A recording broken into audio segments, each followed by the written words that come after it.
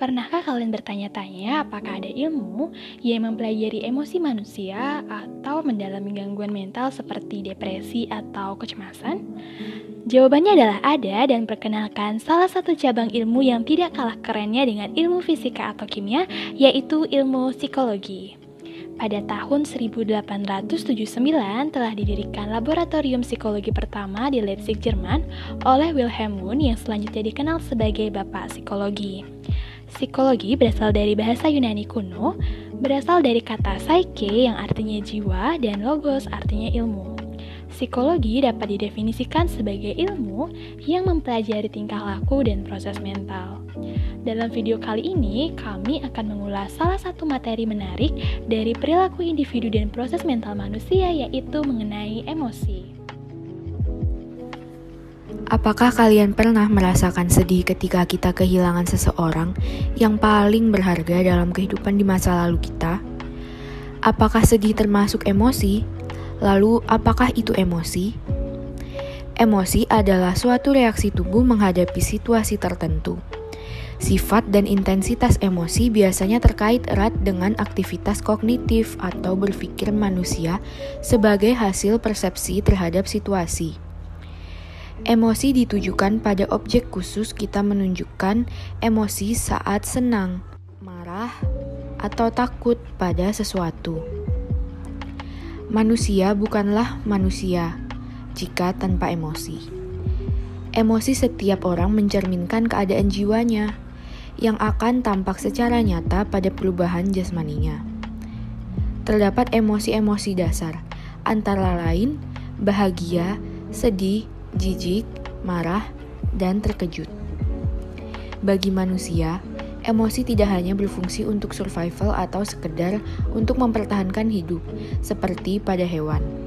Akan tetapi, emosi juga berfungsi sebagai energizer atau pembangkit energi yang memberikan kegairahan dalam kehidupan manusia. Selain itu, emosi juga merupakan messenger atau pembawa pesan. Setiap orang memiliki banyak pengalaman pribadi dengan melibatkan emosi, tetapi tetap saja itu merupakan konsep yang sulit untuk didefinisikan. Emosi melibatkan 4 jenis komponen yang berbeda, dan masing-masing komponen ini akan memudahkan kita untuk memahami konsep mengenai emosi. Komponen pertama adalah komponen kognitif atau perasaan yang subjektif. Emosi bersifat sangat personal dan melibatkan pengalaman subjektif. Seseorang tidak dapat menekan tombol menyala dan mati untuk emosi seperti tombol lampu tidur. Jika emosi memiliki konsep sesederhana itu, maka kita bisa memilih untuk menjadi senang kapanpun yang kita inginkan. Emosi manusia melibatkan aspek evaluatif. Seseorang cenderung melakukan karakterisasi emosi sebagai emosi yang menyenangkan dan tidak menyenangkan. Komponen berikutnya adalah komponen psikologi yang dibagi menjadi dua, yaitu autonomic arousal atau reaksi otomatis dan jalur neural. Sebagian besar reaksi fisiologis yang terkait dengan emosi berkaitan erat dengan sistem saraf otonom yang mengatur aktivitas kelenjar, otot polos, dan pembuluh darah. Sistem saraf otonom ini berkaitan dengan komponen autonomic arousal atau reaksi otomatis. Sistem saraf otonom adalah bagian sistem saraf tepi yang mengatur lingkungan internal tubuh. Contohnya, sistem saraf otonom simpatik yang mempengaruhi detak jantung yang meningkat, dan sistem saraf otonom parasimpatik yang mempengaruhi detak jantung yang menurun. Salah satu bentuk korelasi emosi dan reaksi otomatis yang melibatkan saraf otonom adalah sistem kerja poligraf atau alat pendeteksi kebohongan. Dalam jalur komponen neural, respon otonom yang menyertai emosi pada akhirnya dikendalikan di otak. Hipotalamus, amigdala, dan struktur yang berdekatan dengan sistem limbik telah lama dipandang sebagai pusat emosi di otak. Sebagai contohnya adalah bagian amigdala dalam pengkondisian emosi takut. Elemen dalam pengalaman emosional berikutnya adalah komponen perilaku atau behavioral komponen berupa ekspresi nonverbal. Apakah kalian tahu, pada tingkat perilaku, seseorang dapat mengungkapkan emosi mereka melalui ekspresi terbuka yang khas, seperti senyum, cemberut, alis berkerut, vokalisasi intens, tangan terkatup, dan bahu merosot. Dengan kata lain, emosi diekspresikan dalam bahasa tubuh atau perilaku nonverbal. Ekspresi wajah memang mengungkapkan berbagai macam emosi dasar. Beberapa ahli teori percaya bahwa umpan balik otot dari ekspresi wajah seseorang berkontribusi pada pengalaman emosi yang disadari. Elemen terakhir dalam pengalaman emosional adalah budaya. Kesamaan lintas budaya telah ditemukan dalam elemen kognitif dan fisiologis dari pengalaman emosional. Di seluruh dunia, pencapaian mengarah pada kegembiraan, ketidakadilan menyebabkan kemarahan, dan situasi berisiko menyebabkan ketakutan.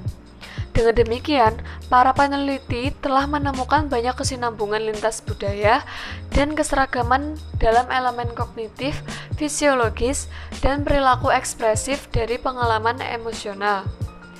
Kesamaan lintas budaya dalam pengalaman emosional sangat mengesankan. Kesenjangan budaya juga ditemukan dalam hal ekspresi emosi nonverbal. Dengan demikian, ekspresi emosi nonverbal agak berbeda antar budaya karena sikap budaya tertentu dan aturan tampilan. Apakah kalian tahu, terdapat beberapa teori yang berkaitan dengan proses terjadinya emosi pada manusia?